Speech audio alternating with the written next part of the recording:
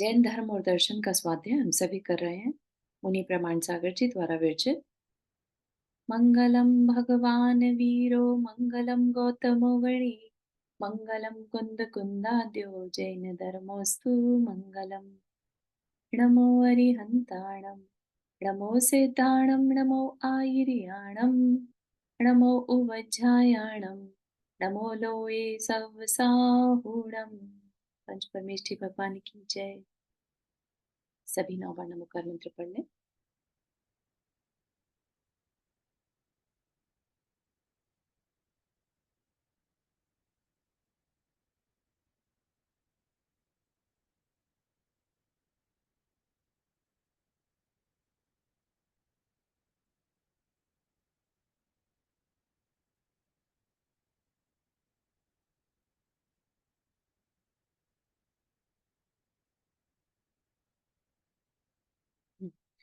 तो हमारा यहाँ पर विषय चल रहा था बंध के बारे में, है ना। उससे पहले हमने क्या आश्रव के बारे में पढ़ा था। और ये सब जो हम पढ़ रहे हैं, आश्रव, बंध, ये सब किससे रिलेटेड है? जीव जो अपने साथ कर्मों का बंध कर लेता है, अजीव का बंध कर लेता है ना। उसकी सारी चर्चा हमारे को बताई जा रही है कि जीव करता कैसे है। ठीक, तो जीव कर्मों को अपनी तरफ पुल करता है तो कैसे कर लेता है, तो वो चीज हमें समझ में आ रही है। हमारी कषायों के कारण, हमारी मन वचन कायिक की क्रियाओं के कारण ये कर्मा पार्टिकल्स हमारी तरफ पुल होते हैं और हमारे साथ चिपक जाते हैं। तो अब यहाँ पर जो आज चर्चा होगी वो समझने की ये है कि जब जिस समय पर वो चिपक रहे होते हैं, ठीक है, उस समय पर उनमें कुछ पावर आ जाती है। उससे पहले तो वो सिंपल पार्टिकल्स हैं, जैसे वो मेरे लिए हैं वैसे वो आपके लिए भी हैं, कोई मतलब उनमें डिफरेंस नहीं है।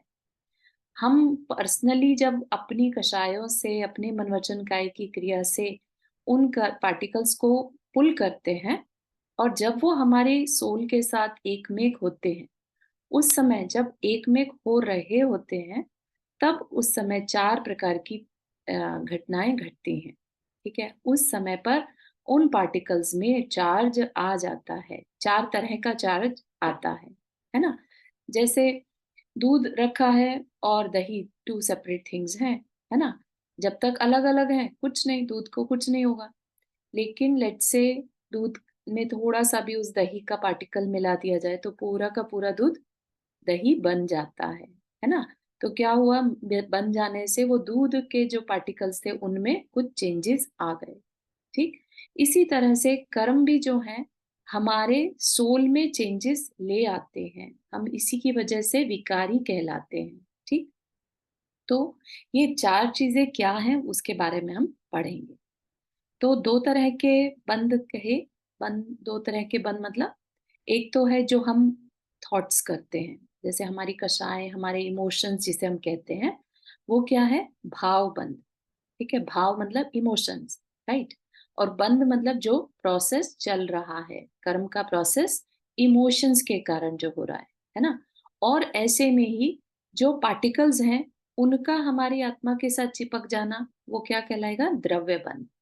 मतलब कि एक्चुअल फिजिकल कर्म पुद्गल जो है, कर्म के पार्टिकल जो है वो आत्मा के साथ बंध गए। ठीक, अब यहाँ पर वही बात है कि जब बंध रहे हैं तब 4 क्या चीजें हुई। एक तो प्रकृति, जो वो पार्टिकल्स पुल हुए, उनसे ही हमारी लाइफ में हमारी आत्मा के साथ कर्म बंधते हैं, राइट। कर्म बंधे मतलब डिफरेंट 8 कैटेगरी के कर्म बंधते हैं। ठीक है, तो एक ही घटना घटी है लेकिन कर्म 7 तरह के इकट्ठे बंधते हैं। आयु कर्म की बात छोड़ दीजिए, आयु कर्म की बनने की प्रक्रिया जो है वो सेपरेट है। ठीक है, इसलिए कितनों की बात एक साथ करेंगे, 7 कर्म की प्रकृतियां जो है वो उसमें प्रकृति गुण आ जाता है कि ये ज्ञानावर्णीय में कितना ज्ञानावर्णीय बंधेगा कि मोहनीय बंधेगा, कितना कौन सा बंधेगा, ये चीज। ठीक है, ये तो हो गया प्रकृति। फिर है प्रदेश। प्रदेश मतलब कितने, मात्रा, क्वांटिटी। क्योंकि क्या होता है जब कर्म उदय में आते हैं ना, तो वो एक एक पार्टिकल्स उनका, जिसको कि निषेक कहते हैं, एक एक निषेक उदय में आते हैं और वो अपना जो फल है वो देते चले जाते हैं। तो ईच एंड एवरी निषेक में वो पावर होती है फल देने की। तो जितने ज्यादा निषेक बंधेंगे सोचिए उतना ही ज्यादा हमें फल मिलेगा, चाहे वो अच्छा हो चाहे बुरा हो। ठीक, तो प्रदेश बंधेगा। फिर स्थिति, कि वो कितने समय तक हमारे साथ बंधेंगे, है ना। और अनुभाग, अनुभाग मतलब जो उसकी पावर कितनी होगी। ठीक है, अनुभाग मतलब उसकी फलदान शक्ति। कोई कहता ना कि अरे तीव्र कर्म का फल, तीव्र कर्म का उदय है, तीव्र पाप कर्म का उदय है, तीव्र पुण्य है। तो तीव्र क्या मतलब, तीव्र मतलब अनुभाग, तीव्रता, मंदता, यानी कि उसकी इंटेंसिटी। ठीक, तो अनुभाग हो गया। तो ये चारों चीजें उस समय पर डिसाइड होती हैं। ठीक, वो अलग बात है कि हम उन चारों चीजों को जो डिसाइड हो गई हैं, क्या हम उन्हें बदल सकते हैं? हाँ, हम उन्हें बदल भी सकते हैं, वो चर्चा आगे करेंगे। लेकिन अभी क्या कह रहे हैं कि जिस समय पर हम कर्म बांध रहे होते हैं उसी समय पर ये चार चीजें भी डिसाइड हो जाती हैं।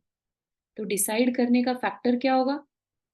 जिस इंटेंसिटी के साथ, जिस कषाय के कारण हमने वो कर्म अपनी तरफ पुल किया था, उसकी क्वांटिटी ज्यादा होगी, बाकी कर्मों की कम होगी, है ना। जैसे कि किसी ने ज्ञानावर्णीय कर्म का बंद कर लिया, ज्ञान, किसी ने किसी अपने मित्र के बुक मांगने पर बुक नहीं दी, या कोई बात पता थी, ज्ञान की बात पता थी फिर भी नहीं बताई, है ना। या किसी गुरु का अपमान किया, है ना। उससे क्या होगा, इस तरह की जो क्रियाएं हैं, इस तरह के जो एक्शंस उसने लिए, उससे क्या होगा, किस तरह की प्रकृति में ज्यादा द्रव्य जाएगा। द्रव्य जाएगा मतलब कि उस तरह का ज्ञानावर्णीय कर्म ज्यादा बंधेगा, बाकी के कर्मों में कम जाएगा। ठीक है, जाएगा सभी सातों के सातों में, लेकिन ज्यादा किस में चला जाएगा, ज्ञानावर्णीय में। ठीक है, तो हमारा जिस तरह का एक्शन होगा, हमने लेट से दान दिया, है ना, तो हमारे अंतराय कर्म में ज्यादा पोर्शन जाएगा, या हमारे साता में ज्यादा पोर्शन वेदनीय में जाएगा, है ना। तो जैसा हमारा एक्शन होगा उस तरह की प्रकृति बंद हो जाएगा। ठीक है, तो प्रकृति बंध क्या कह रहे हैं, प्रकृति का अर्थ है स्वभाव। कर्म बंध के समय बंधने वाले कर्म परमाणुओं में बंधन का स्वभाव निर्धारण होना प्रकृति बंध है ना। उस समय जब डिसाइड हो गया कि ये उसकी नेचर होगी, तो अब वो वैसा ही फ्यूचर में, जैसे ज्ञानावर्णीय कर्म हमने ज्यादा बांध लिया, तो अब फ्यूचर में हमारा ज्ञानावर्णीय कर्म जब उदय में आएगा, तो क्योंकि हमने ज्यादा बांधा है, तो वो ज्यादा इफेक्ट हमारे लाइफ में उस ज्ञानावर्णीय कर्म का दिखाई देगा।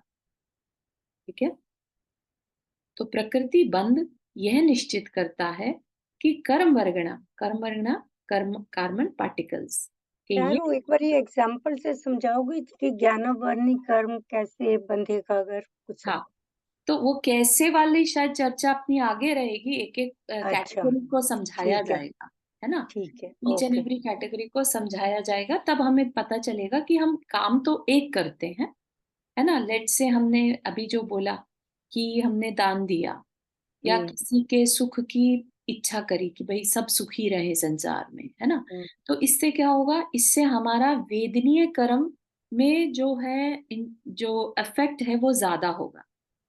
ठीक है, बाकी भी मतलब काम अच्छा होंगे। हुआ भई, वो तो दान देने से तो अच्छा हुआ ना, मतलब हाँ हाँ वेदनी हाँ, कर्म। बिल्कुल बिल्कुल। अच्छा, बिल्कुल, वही वेदिक मतलब मतलब था। साता नहीं तो वेदिक। आपने ऐसा बोला कि वेदनी कर्म ज़्यादा होगा, ऐसा क्यों बोला? वो तो कम होना चाहिए ना? नहीं, दान करेंगे, ऐसा नहीं हाँ, दान करेंगे हम, या किसी के हाँ, सुख की इच्छा करते हैं, हाँ, तो हाँ। वो भी कर्म तो बंधेगा, है ना, क्योंकि मन हुँ, वचन काया की क्रिया है वो। क्रिया हो रही है, हाँ। ठीक है, क्रिया है तो कर्म बंधेगा, हुँ, हुँ। लेकिन वो अच्छा कर्म बंधेगा, जिसको हमने पढ़ेंगे आगे चल के। वेदनीय कर्म में दो प्रकृतियां होती हैं, अच्छा, आपने ज़्यादा बनेगा मतलब अच्छा ज़्यादा बनेगा, ये अच्छा मतलब है। ज्यादा, सातवाँ ओह! वेदनीय ओके, कर्म, ठीक, सातवाँ वेदनीय का साता कर्म वेदनीय बनेगा। ठीक, ज्यादा ठीक, ओके, बढ़ थैंक यू। जाएगा, है ना। ओके, थैंक तो यू। हाँ, डिपेंडिंग ऑन सॉरी। हमारा एक्शन कैसा है, हमारी ओके, इंटेंसिटी, हमारी सोच कैसी है, ठीक है ना। तो उस हिसाब से डिसाइड होता है। प्रकृति बंध क्या है, उसकी कैटेगरी डिसाइड करता है कि किस कैटेगरी का कर्म ज्यादा बंधेगा। ठीक है, बाकी समझने की बात यह है कि बंधते सारे हैं, लेकिन जैसे होता ना कि 50% तो ज्ञानावर्णी में चला जाएगा और बाकी का 50% रिमेनिंग 6 कर्मों में डिवाइड हो जाएगा। जैसे हम कभी भोजन करते हैं, है ना? तब भी क्या होता है, खाते तो हम एक तरह का खाना है, लेकिन उसमें से कुछ से ब्लड बन जाता है, कुछ से हमारी मसल्स बनती हैं, है ना?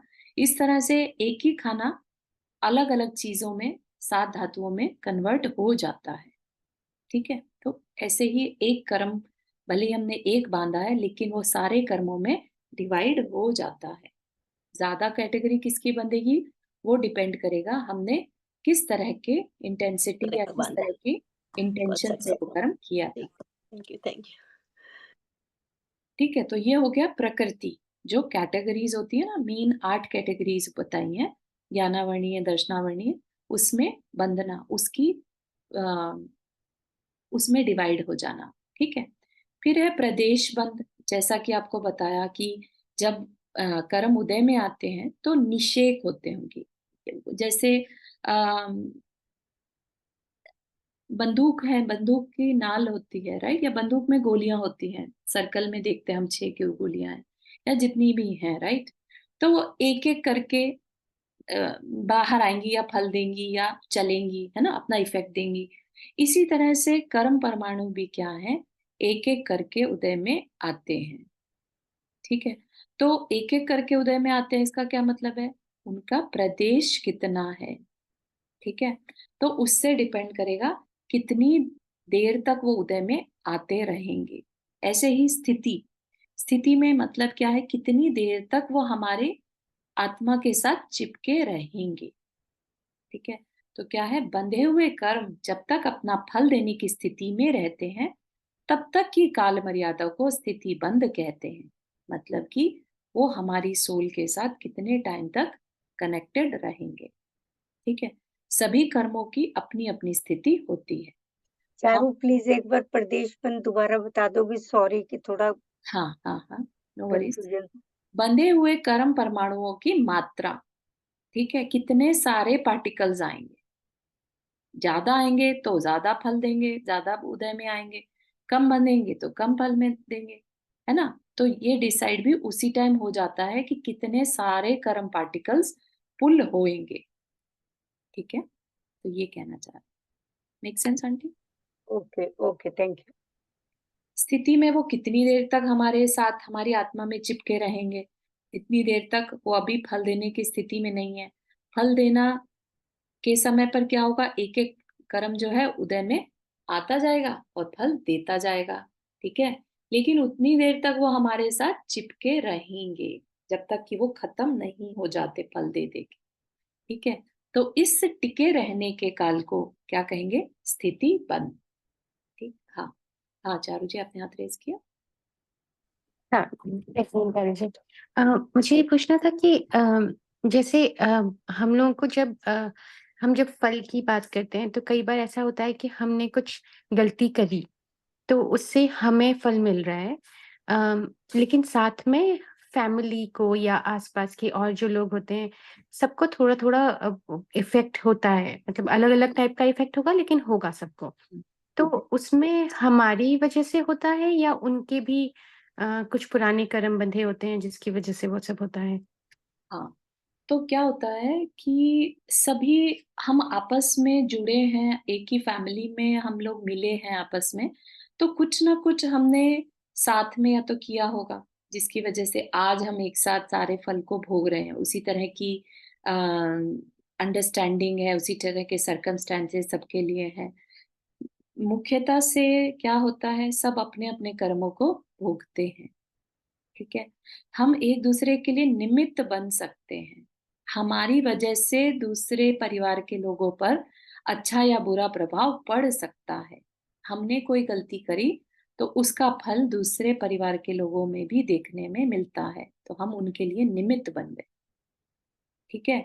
लेकिन उस समय पर लेट्स से कोई फैमिली मेंबर बाहर गया हुआ हो, है ना? घर में ना हो, तब वो उस जो गलती हुई या वो जो इंसिडेंट हुआ, उसको उसने ना देखा और ना महसूस किया। उससे वो बिल्कुल अनटच्ड रहा, राइट?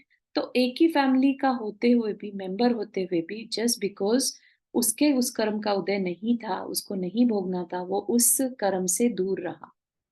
ठीक है ना? हाँ, लेकिन उसमें इमोशनली तो वो अफेक्ट हो जाते हैं कई बार, राइट? हाँ हाँ हाँ हाँ, तो तो इमोशनली जितना भी इफेक्ट होंगे, ज्यादा कम, ये सब उनके खुद के कर्मों के उदय से हो रहा है। ठीक है? एक पर्सन जो है वो निमित्त बनता है और दूसरे उसमें उनके खुद के कर्म कारण बन जाते हैं। ठीक तो है? पुण्य कर्मों में भी हम निमित्त बन सकते हैं और बिल्कुल पाप कर्मों में भी निमित्त। बिल्कुल सही है। और दूसरी चीज कि हम कई बार क्या करते हैं, अगर हम अच्छा पुरुषार्थ कर रहे हैं, राइट, जैसे आपने गलती का एग्जाम्पल लिया, लेट्स से हम अच्छा पुरुषार्थ कर रहे हैं, तो हम पुरुषार्थ कर रहे हैं, तो उससे जो परिवार के लोग हैं वो भी हो सकता है हमें देखा देखी पुरुषार्थ करने लगे, राइट। तो हम उनके कर्मों की स्थिति में चेंजेस आने में भी कारण बन सकते हैं। ठीक है? तो एक दूसरे को हम इन्फ्लुएंस करके भी उनके कर्मों में चेंजेस दिलवा सकते हैं। ठीक है? तो जो जैसे बांधे वैसा जरूरी नहीं। ओके, थैंक यू चारू जी। नंदा जी, आपने हाथ रेज किया। हाँ, मेरे को एक एक द्रौपदी की, नहीं द्रौपदी नहीं, ये पांडवों की वाइफ का क्या नाम था जिसकी वजह से, द्रौपदी था, हाँ द्रौपदी ही था, द्रौपदी था। पांचाली तो की। उनके वजह से जो उन्होंने कहा था उसकी वजह से मतलब पांडवों, वो कौरवों को इतना गुस्सा आया और उन्होंने ये सब किया। फिर बाद में सब पांडवों ने भोगा, दुख भोगा और सब हुआ। हाँ, तो इसमें क्या हम फिर भी कह सकते हैं कि द्रौपदी सिर्फ निमित्त थी, ये उन लोगों के अपने कर्म थे जो उनको ये सब झेलना पड़ा, महाभारत हुआ और सब? हाँ, बिल्कुल। मतलब सभी ने झेला, बहुत ज्यादा झेला, कौरवों की साइड में भी सबने झेला, पांडवों की साइड में भी झेला। हाँ, जो तो इसको क्या कैसे समझेंगे? अगेन इसको सेम ही रहेगा, कर्म सिद्धांत सबके लिए सेम रहता है। यहाँ पर भी सेम है। द्रौपदी को जो खुद को जो सहन करना था, है ना, जो तिरस्कार सहन करना था, जो उनका चीरहरण वाली कथा आती है या और भी कुछ हुआ होगा, तो वो उनका लेवल का जो दुख है वो उनके कर्मों के कारण है। उसको वो पांडव फील नहीं कर सकते। वो पांडव क्या फील करेंगे, मेरी वाइफ, अर्जुन सोचेंगे मेरी वाइफ के साथ ऐसा हुआ, है ना। उनका दुख जो होगा वो डिफरेंट टाइप का होगा, तो वो उनका दुख उनके कर्म के हिसाब से है। बाकी के पांडव क्या सोचेंगे कि मेरे भाई दुख में है, मेरी भाभी दुख में है, तो उनका जो कैटेगरी होगी, उनकी जो इंटेंसिटी होगी दुख की, वो डिफरेंट होगी। तो हर एक पर्सन अपने अपने कर्म के फल को ही भोगता है। ठीक है? वो अलग बात है कि हम परिवार में एक दूसरे के लिए निमित्त बन जाते हैं, है ना। कई बार देखा जाता है ना कि एक फैमिली मेंबर की नेचर ऐसी है जिसकी वजह से सब लोग बहुत दुखी रहते हैं, राइट। तो वो भी क्या है, उन बाकी के मेंबर्स ने उस तरह का एनवायरनमेंट अपने लिए डिसाइड किया कि इस तरह की लाइफस्टाइल हमें भोगनी है। ठीक है ना, उनके कर्म का उदय वैसा ही था। ठीक है। अब रही बात पुरुषार्थ की कि उन्होंने उस दुख को कितना माना। दुख होना अलग चीज है और दुख को मानना अलग चीज है। दुख का मानना हमारा पुरुषार्थ है। दुख आना कर्म का उदय है, लेकिन दुख का मानना कि अरे हम तो बहुत दुखी हैं, अभी हम कैसे इस टाइम को निकालें, ऐसा सोचते रहना, या उसको पॉजिटिव सोच के कि ठीक है, this day will also pass, ऐसा मान के, या सभी के साथ होता है मेरे साथ ही क्या, इट्स ओके, है ना, इस तरह का करके और आगे बढ़ जाना। दुख तो आया, लेकिन हमने उसे कैसे एक्सपीरियंस किया, तो वो हमारा पुरुषार्थ कहलाता है और वो किसी भी कर्म के उदय पर डिपेंड नहीं करता। ठीक है। तो इसी तरह से पांडवों ने भी दुख तो आया, लेकिन उसने उन्होंने कभी उस चीज से डरे नहीं, है ना, और अल्टीमेटली अपने मोक्ष के मार्ग पर बढ़ते चले गए। एक चीज और पूछना चाहती थी, बहुत अच्छा बताया है अच्छा। कि बंधे हुए कर्म, ये जो आपने प्रदेश बंद बोला, बंधे हुए कर्म परमाणुओं की मात्रा। हम्म। तो सपोज किसी समय हम बैठे हैं और बहुत लंबे समय तक कुछ सोच रहे हैं, चलिए चाहे वो अच्छा हो चाहे वो बुरा हो, हम्म। तो क्या मतलब उस लंबे, जितना ज्यादा ड्यूरेशन होगा सोचने का, उतने ज्यादा हम परमाणु को इकट्ठा करते जा रहे हैं? हम्म। होता क्या है कि हमें लगता है कि हम बहुत लंबे समय से सोच रहे हैं, लेकिन कर्म जो है हर समय बंधता है। ठीक है, तो अगर हमने लेट से उस लंबे समय में 1 सेकंड के लिए भी अच्छा थॉट भी आ गया, लेट से हम पूरा टाइम तो बुरा सोच रहे थे, लेकिन बीच में एक समय अच्छा भी सोचा, तो वो एक समय के लिए अच्छा भी बंधेगा, और बाकी समय बुरा सोच रहे थे तो बुरा भी बंधेगा। तो समय के हिसाब से बंधता है कर्म। कर्म ये नहीं कि भाई इतना अभी पूरा थॉट हो जाने दो फिर बनेंगे, ऐसे नहीं, कंटिन्यूअसली चलता रहता है वो प्रोसेस। ठीक है, तो हमने लेट से 50% टाइम तो अच्छा सोचा, 50% टाइम बुरा सोचा, तो हम दोनों तरह के कर्म बांध लेंगे। ठीक है, थैंक यू। हम्म,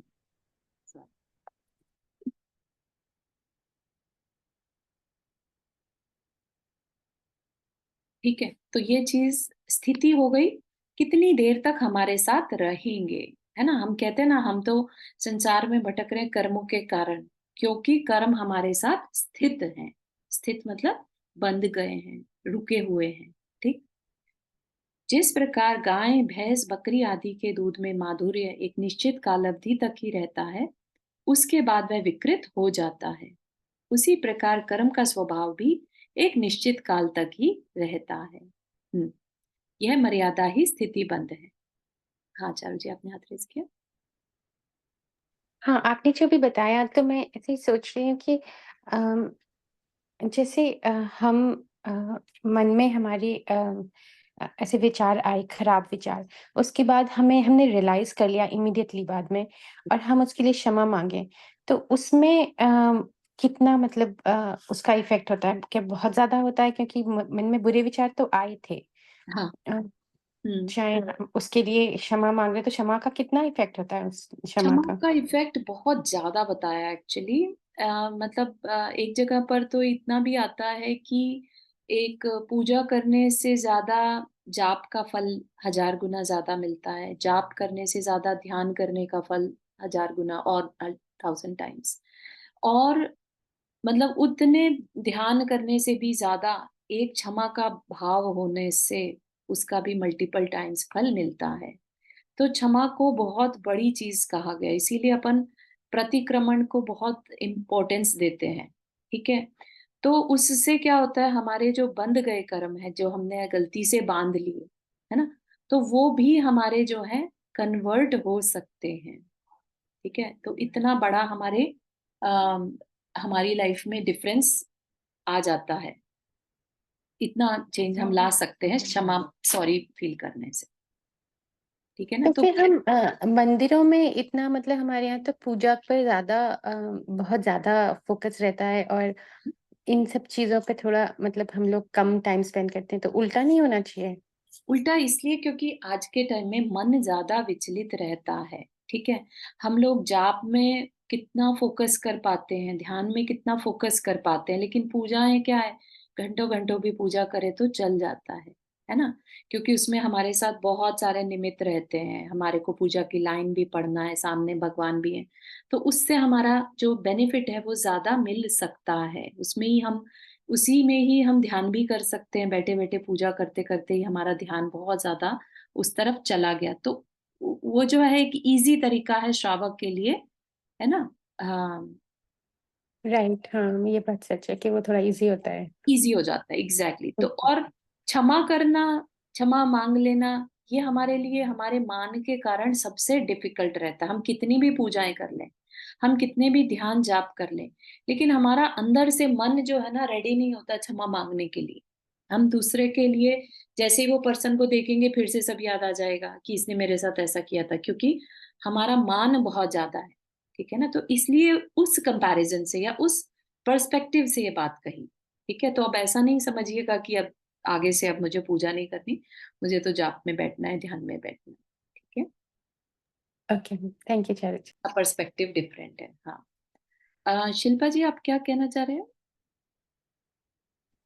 जो आपने ये चारों चीजें बताई ना कि हाँ, पूजा करो नहीं तो जाप करो, उसके अच्छा बाद कुछ अच्छा, होगा, तो उसमें लास्ट था जो मुझे अंडरस्टैंड हो रहा है क्षमा क्षमा वाला। ओके, करना, राइट राइट। तो बट मेरा एक क्वेश्चन है यहाँ पे यस, कि जैसे कोई होते हैं कि जो कंटिन्यूअस गलतियां ही करेंगे, ठीक है, और वो एवरीडे मिलते लोग हैं और हम लोग कुछ ध्यान ही नहीं दे रहे हैं। बट एक आध बार होता है कि आपको भी थोड़ा सोचने के ऊपर वो हो जाता है ना कि मैं इसके साथ बात ही कर लूं। तो ये कैसे करना है? मतलब वो क्षमा तो हो गया, जैसे दशलक्षण होने के बाद हम बोलते ही है सबको, बट फिर भी कभी कभार बहुत ज्यादा तकलीफ होती है सामने वाले की और सामने वाला समझ ही नहीं पा रहा है। जैसे नहीं, बाहर को वर्कर होते हैं जैसे चीजें में, तो कैसे समझाए समझ में नहीं आ रहा है। I am trying to understand कि आपने जो बोला है ये कि आप नहीं बात कर रहे थे, लेकिन नहीं बात करने से तकलीफ हो रही थी, तो यू डिसाइडेड कि चलो बात ही कर लेते हैं, क्या रखा है इसमें ना करने से, है ना? Is that right? ऐसा ही कुछ है शिल्पा जी? बात करना है नहीं करना है पता नहीं, बट अंदर से लगता है कि क्यों बात करे, समझाओ क्यों मैं, मतलब ऐसे भी लगता है नहीं बोल पा रहा है, बट खुद को फिर कभी कभार तो हम भूल जाते हैं, बट बहुत बार होता है ना कि तुम 1.5-2 साल से वही चीजें गलतियां गलतियां हो रही है, बट हम शांति बैठे हैं, फिर भी हम सोच रहे कि नहीं ठीक है छोड़ दो। तो वो नहीं समझ में आ रहा है, ऐसे सिचुएशन कैसे मैनेज करे। मतलब सामने हाँ हाँ, और ओके। हम तो ओह सॉरी, मैंने आपको म्यूट कर दिया क्योंकि मेरी आवाज एको हो रही थी। आप अनम्यूट कर सकते हैं। नहीं, मैं वही बोल रही हूँ, और सामने वाला वो बोलता भी है कि अरे मेरा हो सकता है, मेरी गलती हो सकती है, मुझे आदत है इस चीज की, तो तुम लोग बोल दिया करो। बट ऐसे पता नहीं, ऐसे निकलता नहीं ना एकदम से। आप दूसरे की गलतियां कैसे दिखाओगे, मतलब कि तुम बार बार बार बार वही चीजें कर रहे हो, तो वो राइट। समझ में नहीं आ रहा। तो बेटर क्षमा कर दो, यही आपको मतलब बोलना है कि छोड़ दो। हाँ, तो इसमें क्या है जो मेरे समझ में आया आपका एग्जाम्पल, कि वो पर्सन गलती पे गलती करता है और फिर बाद में ये भी बोलता है कि मेरी तो आदत है गलती करने की, तुम ना मुझे बता दिया करो मुझसे गलती हो जाए तो ऐसे जो होता है सिचुएशन जिसमें उनकी गलती से हम अफेक्टेड होते हैं बार बार, है ना? तो ये चीज हमारे को अफेक्ट कर रही है, क्योंकि तो I personally think this as a toxic relationship, you know, जिसमें कि हमें उस रिलेशनशिप से कुछ सीखने के लिए नहीं मिल रहा है।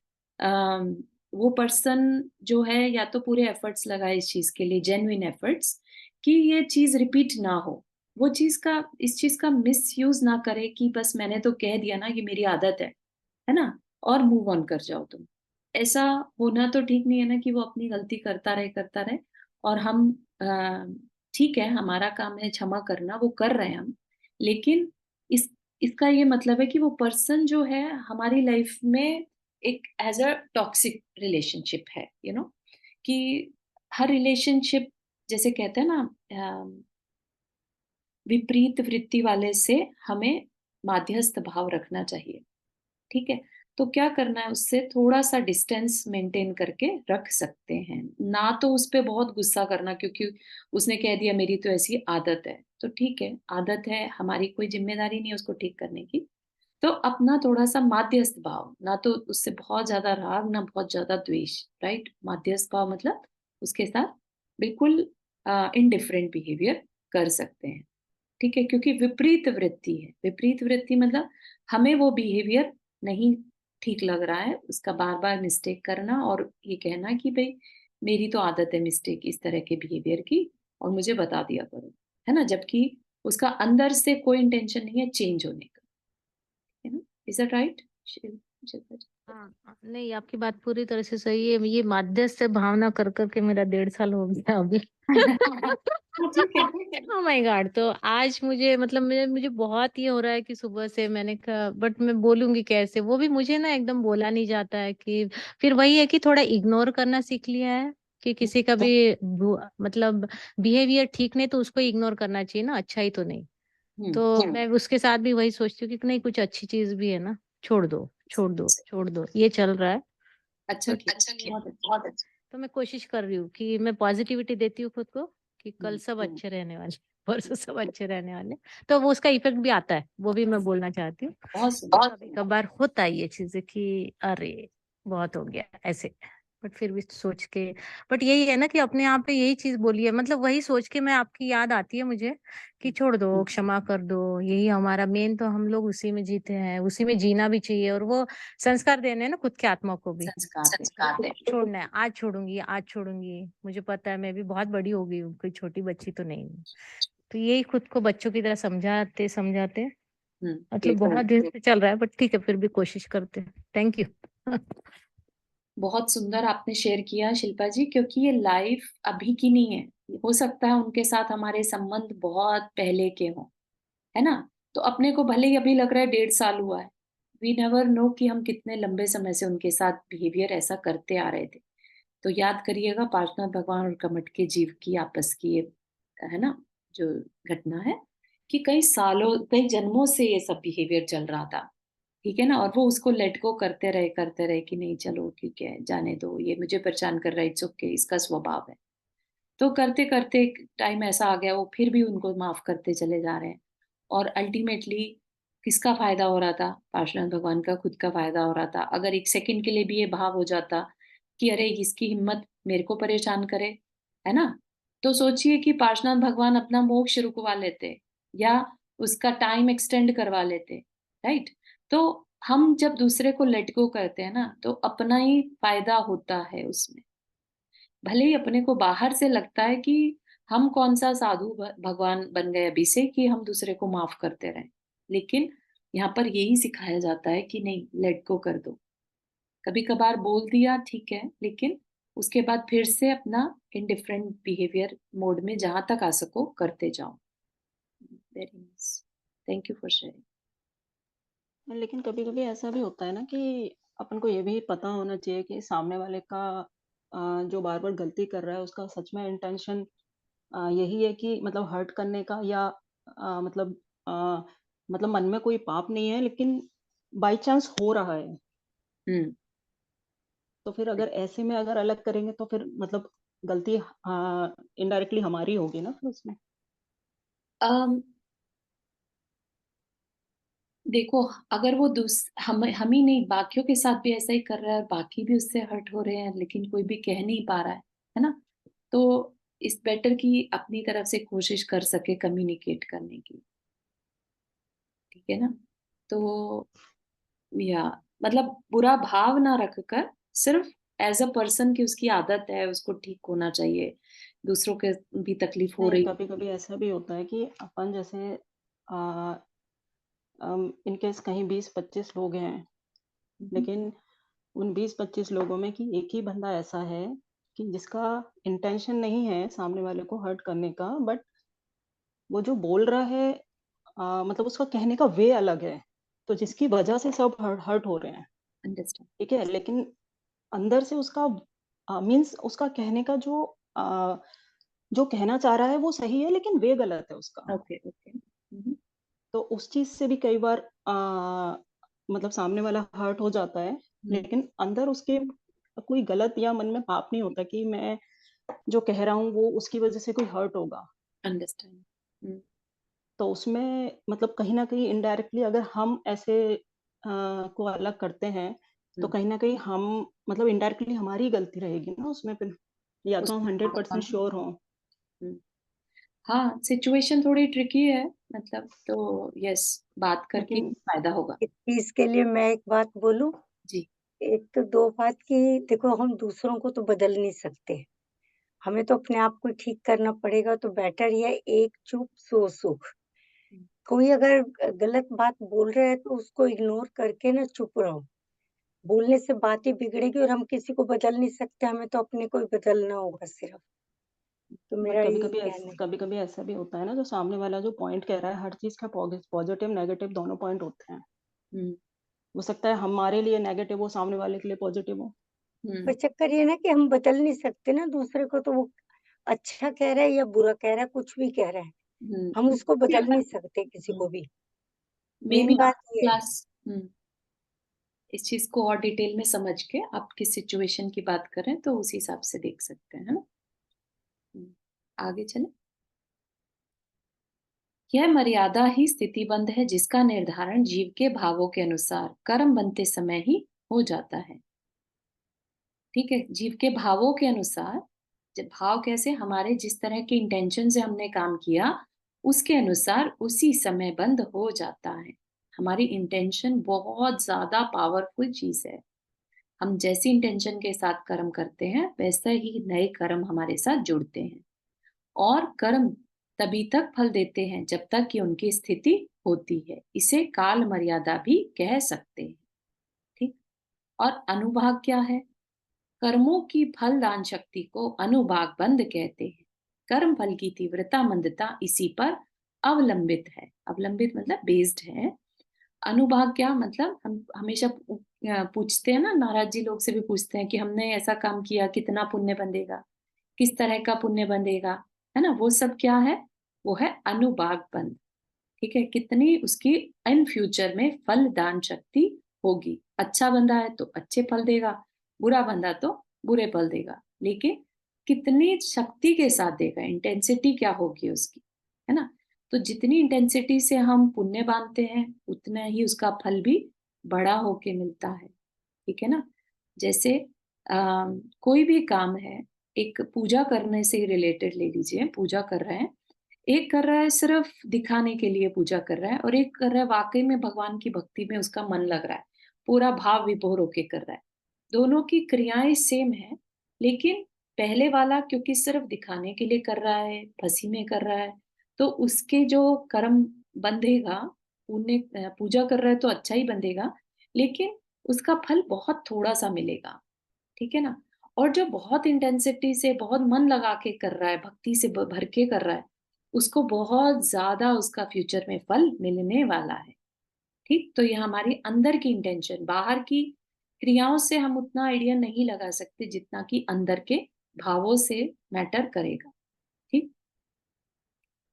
क्या कहा? प्रकृति बंध सामान्य है। प्रकृति जो बताई थी ना, 8 कैटेगरीज जो होती हैं कर्मों की, वो प्रकृति बंध है। प्रकृति बंध सामान्य है। अपने अपने स्वभाव के अनुरूप कर्म आ तो जाते हैं, किंतु उनमें तारतम्यता अनुभाग बंध के कारण ही आती है। ठीक है। तारतम्यता अनुभाग बंध के कारण ही आती है। इंटेंसिटी कितनी होगी वो उस टाइम पर। ठीक है। हमने जिस तरह का इमोशन ज्यादा रखा था, जैसे ज्ञानावर्णीय कर्म से रिलेटेड था, तो सारे कर्म पुल हुए, और उसके अंदर उसकी इंटेंसिटी जो है अनुभाग बंध भी हमारे उस समय के भावों के कारण आ जाएगी। ठीक है। जैसे गन्ने का स्वभाव मीठा है, पर वह कितना मीठा है, यह सब उसमें रहने वाली मिठास पर ही निर्भर है। ज्ञानावर्णीय कर्म का स्वभाव ज्ञान को ढकना है, पर वह कितना ढके ढाके, यह उसके अनुभाग बंध की तरतमता पर निर्भर है। अनुभाग बंध अगर तीव्र होगा तो तीव्र ज्ञानावर्णीय कर्म बंध जाएगा। ठीक है ना। तो उसको बात जल्दी से समझ में नहीं आएगी, या ज्ञान की बात जो होगी उस समय उसका मन उसमें नहीं लगेगा। ठीक है। तो इवन अभी सुन रहे थे एक महाराज जी को, शायद प्रमाण सागर महाराज जी थे या सुधा सागर महाराज जी, तो उन्होंने कहा कि स्वाध्याय में मन लगना भी हमारे ज्ञानावर्णीय कर्म का ढीला पड़ने से होता है। ज्ञानावर्णीय कर्म के सूक्ष्म से हमारा स्वाध्याय में मन लगता है। ठीक है। तो इतना फर्क पड़ता है। और अगर ज्ञानावर्णीय कर्म का तीव्र उदय हो तो चलती हुई क्लास, चलती हुई कुछ बात भी होगी, ज्ञान की बात होगी, तो भी हम उसको इग्नोर कर देंगे। ठीक है ना। तो इतना डिफरेंस पड़ जाता है हमारे कर्मों के, जिस तरह के बंध हमने किए हैं। हमारा पास्ट का किया हुआ कर्म ही आज के हमारे इमोशंस को क्रिएट करता है, हमारे एक्शंस को क्रिएट करता है। ठीक। प्रकृति बंध और अनुभाग बंध में इतना ही अंतर है। अनुभाग बंध समझ में आया ना, इंटेंसिटी, तरतमता हमारे शुभ अशुभ भावों के अनुसार होती है। मंद अनुभाग में हमें अल्प सुख दुख होता है, और अनुभाग में तीव्रता होने पर हमारे सुख दुख में भी तीव्रता होती है। जैसे उबलते हुए जल के एक कटोरे से भी शरीर जल जाता है। ठीक है ना। और अगर ल्यूकवार्म वाटर में पूरा बाल्टी भी उठा के डाल ले तो कोई प्रभाव नहीं पड़ता, है ना। तो ये एग्जाम्पल दिया है कि अगर बहुत बॉइलिंग वाटर, एक चम्मच, एक गिलास भी हमारे ऊपर पड़ जाता है तो हमारा शरीर जल जाता है, और एक बाल्टी भी डाल लें नॉर्मल वाटर की तो कुछ नहीं होगा। इसी तरह से कर्म भी हमारी इंटेंसिटी के साथ काम करते हैं। उसी प्रकार तीव्र अनुभाग युक्त अल्प कर्म भी हमारे गुणों को अधिक घातते हैं, और मंद अनुभाग युक्त अधिक कर्म पुंज भी हमारे गुणों को घातने में उतने समर्थ नहीं हो पाते। क्या कह रहे हैं? तीव्र अनुभाग के साथ हमने कोई काम किया, ठीक है, तो माना अगर उसके थोड़े भी कर्म वर्गणाएं हमारी तरफ आती हैं, तो भी उनमें इतनी पावर होती है कि वो हमारे आत्मा के गुणों का ज्यादा घात करते हैं। और मंद अनुभाग युक्त अगर अधिक ज्यादा कर्म भी बंधे हुए हैं हमारे, लेकिन उनका जो कर्म फल शक्ति है वो कम है, तो ज्यादा बंधे रहने से भी हमारे वो गुणों को ज्यादा ढक नहीं पाते हैं। समझ में आ रही है बात? कि जो तीव्रता से बांधे हुए कर्म चाहे थोड़े भी हों, लेकिन वो हमारे गुणों को ज्यादा कवर कर देते हैं। ठीक है, तो जैसे जहर होता है ना, जहर की एक बूंद भी हमारे पूरे खाने को या हमारे पूरे जीवन को खत्म कर सकती है, राइट? लेकिन अगर वही जहर, जैसे एक बूंद ड्रॉप हमने प्योर जहर की ली और एक वो ही हमने लेट से 1 क्विंटल में मिला दी और अब उस खाने को कंज्यूम कर रहे हैं, तो वो उतना घात हमारा नहीं कर पाएगा। ठीक है ना? तो तीव्रता और मंदता इस तरह से भी हमारे लिए काम करती है। तीव्र अनुभाग है, थोड़ा सा कर्म है, तो भी हमारे गुण ज्यादा कवर हो जाते हैं, घाते जाते हैं।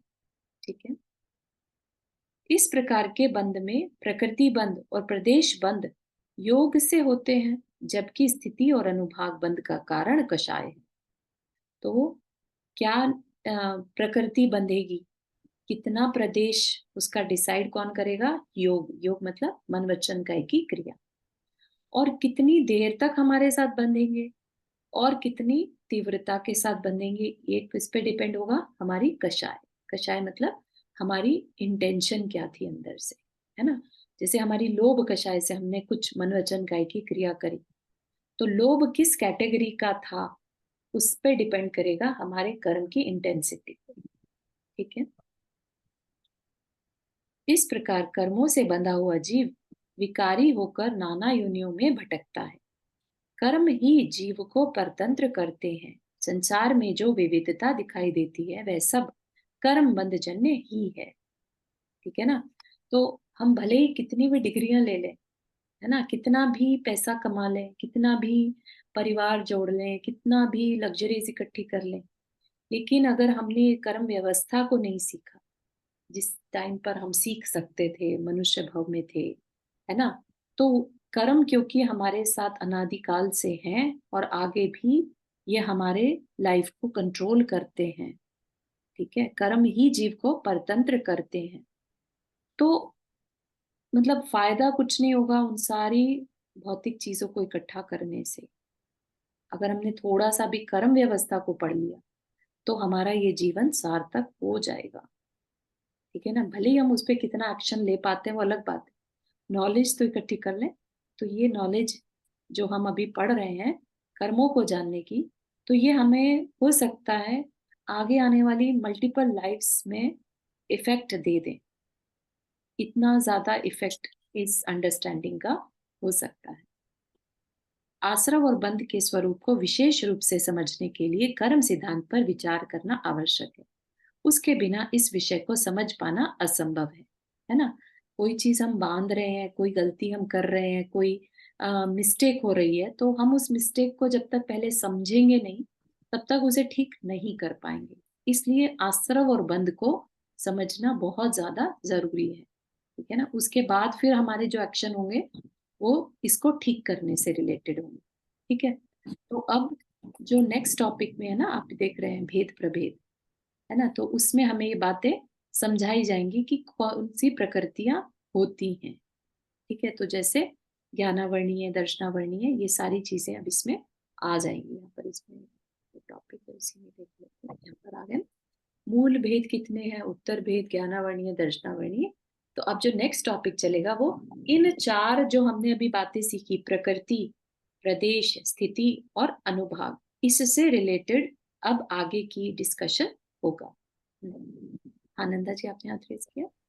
हाँ, एक ही सवाल पूछना था कि आ, मतलब क्या आपने किस समय में, जैसे आपके मन में 10 लाख के समय में कोई गलत विचार आता है तो वो आपको ज्यादा नुकसान पहुंचाएगा वर्सेस एक रेगुलर दिन में, या पूजा करते समय आपके मन में गलत विचार आया वो आपको ज्यादा नुकसान पहुंचाएगा वर्सेस रेगुलर टाइम में? तो इसका भी क्या कुछ फर्क पड़ता है उस मतलब हाँ, करने?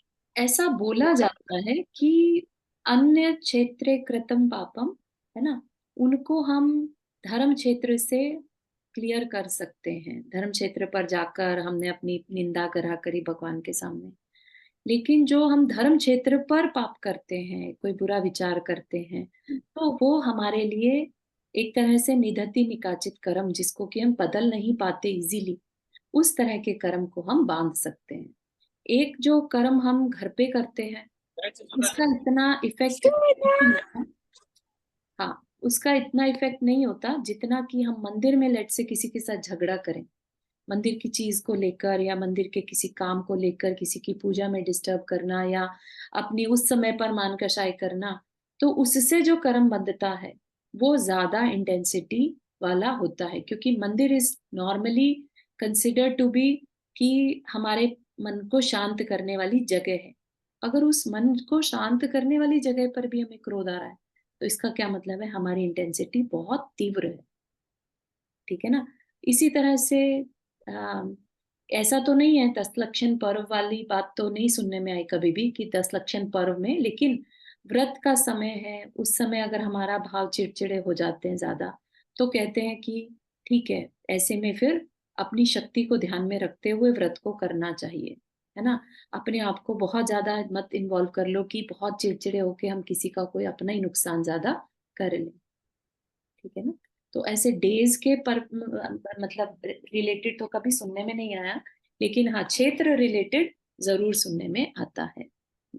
और ये झगड़ा वगड़ा किसी से कुछ नहीं है, मुंह से नहीं है, आप पूजा कर रहे हैं लेकिन अगर वहां ज्यादा लंबा बैठते हैं तो फिर मतलब डिस्ट्रैक्शन हो रहा है और कुछ और विचार आ रहे हैं, तो उसके लिए पूछी थी मैं।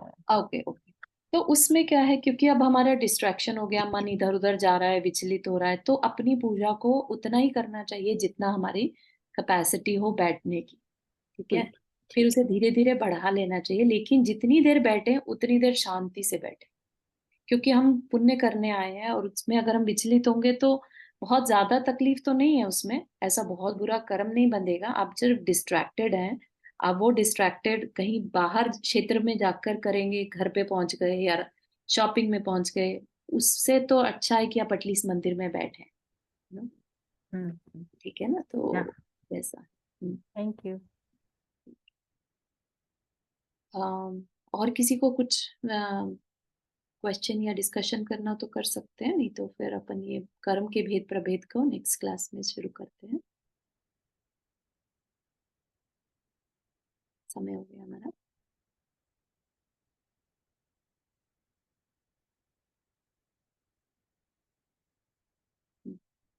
हाँ चारू जी, आपने हाथ रेज किया। हाँ, मैं ये एक और क्वेश्चन पूछना चाह रही थी कि जैसे हम जब भाव करते हैं कि जैसे व्रत करते हैं या कुछ इस टाइप का मतलब कोई मतलब शुभ कर्म करने की कोशिश कर रहे होते हैं, तो उस समय हमें ये पता नहीं होता कि हमें इससे क्या बेनिफिट होने वाला है, राइट। अगर हमें कुछ दिख रहा है, जैसे हमें ज्ञान उतना नहीं हो रहा है या मंदिर नहीं जा पा रहे हैं, और हमारे मन में ये भाव आए उस समय कि हम ये व्रत कर रहे हैं, तो कम से कम इतना पुण्य हो जाए कि हम मंदिर जल्दी जल्दी जा पाए या मतलब भगवान में ध्यान लगे ज्यादा देर तक, इस टाइप के विचार आए तो मतलब उनका क्या मतलब, इस टाइप का जो हमारे मन में वो होते हैं इंटेंशन जो होती है, राइट। उसका कुछ मतलब करना चाहिए, ऐसे सोचना चाहिए, या फिर व्रत हाँ। वगैरह करते वक्त कुछ भी नहीं सोचना चाहिए? नहीं, डेफिनेटली धर्म से रिलेटेड विचार आ रहे हैं कि मेरा ये जो अंतराय कर्म है जिसमें मैं नहीं जा पाता हूँ, है ना, तो वो चीज अगर दूर होने के भाव के साथ हम व्रत कर रहे हैं या कोई पूजा अनुष्ठान करते हैं, तो ये अच्छे में ही अच्छे भाव ही माने जाते हैं, पुण्य के भाव माने जाते हैं। इसमें कहीं पर भी ऐसा नहीं कहा कि नहीं करना चाहिए।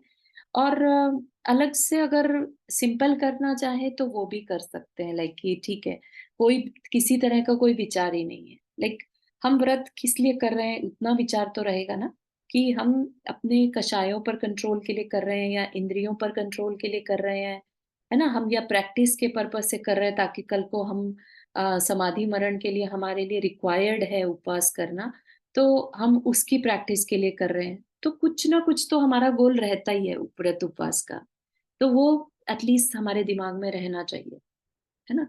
तो यस, इंटेंशन मैटर्स, क्योंकि अगर किसी के मन में हो सकता है कहीं डीप डाउन दबी हुई ये भाव है कि व्रत करने से हमारे जो फलानी लग्जरी मिल जाती है या हमारे पुण्य बढ़ जाता है तो हमारा काम बन जाएगा, है ना?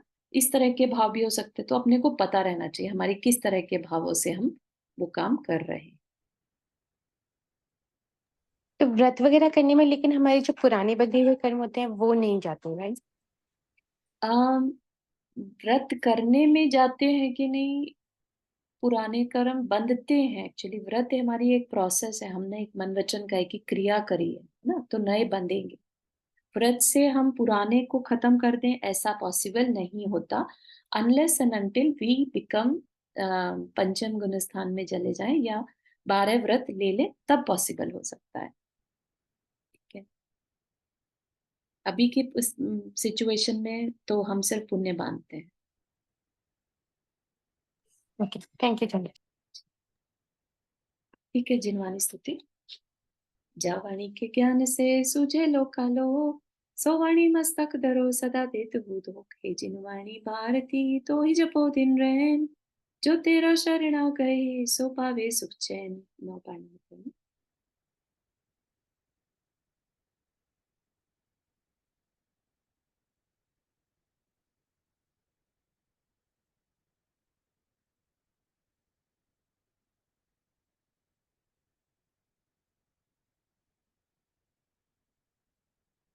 सभी को जय जिनेन्द्र। जय जिनेन्द्र, चारों ओर से। जय जिनेन्द्र। जय जिनेन्द्र। जय जिनेन्द्र।